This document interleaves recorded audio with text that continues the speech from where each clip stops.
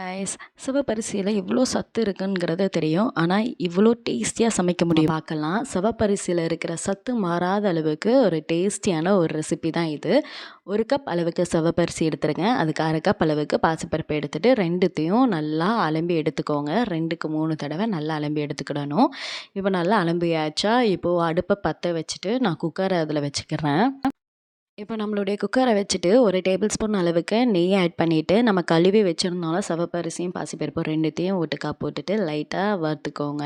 ரொம்பலாம் இல்லை, ஒரு செகண்ட் லைட்டாக.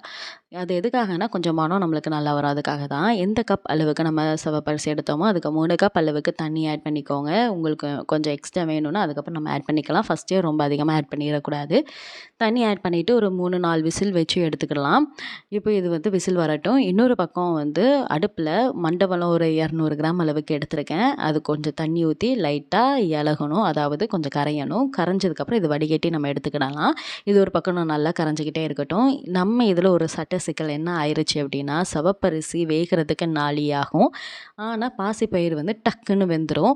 அதனால என்ன பண்ணுங்கன்னா, ஃபஸ்ட்டு சிவப்பரிசியை வேக வச்சுட்டு அதுக்கப்புறம் அதே தான் 1 கப் அளவுக்கு சிவப்பரிசினா 3 கப் அளவுக்கு தண்ணி ஊற்றி 3 விசில் வச்சு நல்லா வேக வச்சுக்கோங்க.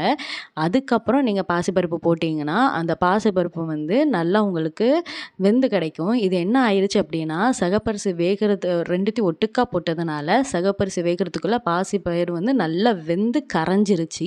ஆனால் இதோட டேஸ்ட்டு ரொம்பவே நல்லா இருந்தது.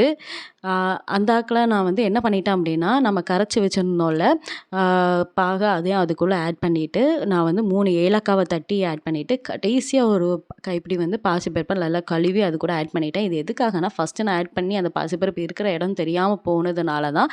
ஆனால் உங்களுக்கு அதுக்கப்புறம் பாசிப்பயிறு நம்ம சாதாரணமாக அந்த பருப்பு பாயாசம் குடிக்க மிச்சில் நம்மளுக்கு பருப்பு வாயில் தட்டுப்படும் தெரியுமா, அதுக்காக தான் நான் 2வது ஆட் பண்ணேன். இல்லைன்னா நீங்கள் 2வது ஆட் பண்ண வேண்டிய அவசியமே இல்லை.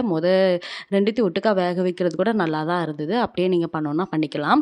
அதுக்கப்புறம் 150 ml அளவுக்கு பால் ஊற்றி நல்லா கிண்டி விட்டுக்கோங்க. பாயாசத்துக்கு பால் இல்லைன்னா எப்படி, அதனால் பால் ஊற்றி நல்லா நம்ம கிண்டிக்கிடலாம். கிண்டினதுக்கப்புறம் நான் துருவின தேங்காய் எடுத்து வச்சுருக்கேன். அது எவ்வளோ அப்படின்னா, சும்மா நம்மளுக்கு எவ்வளோத்துக்குள்ள தேங்காய் வேணுமோ அவ்வளோத்துக்குள்ள நம்ம துருவி எடுத்து வச்சுக்கலாம். இது நம்ம டேஸ்ட்டு தான். போட்டுட்டு லைட்டாக ஒரு கொதி தான் வந்ததுக்கப்புறம் நம்ம அப்படியே இறக்கிடணும். பருப்பு 2வது போட்டது பாசிப்பருப்பு டக்குன்னு நம்மளுக்கு வெந்துடும். அதனால் 2வது போட்டு 2 கொதியிலே எனக்கு வெந்துருச்சு. பேனில் கொஞ்சோண்டு நெய் ஆட் பண்ணிவிட்டு நான் எவ்வளோத்துக்குள்ள உங்களுக்கு முந்திரி வேணுமோ அதை ஆட் பண்ணிக்கிட்டு நல்லா தாளித்து எடுத்துக்கிடணும். கிறிஸ்மஸ் பழம் இல்லைன்னா வேறு ஏதாவது நட்ஸ் போடணும் அப்படின்னு நினச்சிங்கன்னா அதையும் நீங்கள் போட்டுக்கலாம். நான் இன்றைக்கி கேஷ்யூ நட் மட்டும் தான் போட்டிருக்கேன். போட்டுட்டு நல்லா தாளிச்சிட்டு நம்ம இறக்கி வச்சுருந்தால பாயசம் அதில் இந்த தாளிச்சதை ஊற்றிட்டு 2 கிண்டணும் அப்படின்னா நம்மளுடைய சிவப்பரிசி பாயாசம் சூப்பராக ரெடி ஆயிடும். நீங்களும் இதை ட்ரை பண்ணி பாருங்கள். நல்லதே சாப்பிடுவோம், நல்லா இருப்போம்.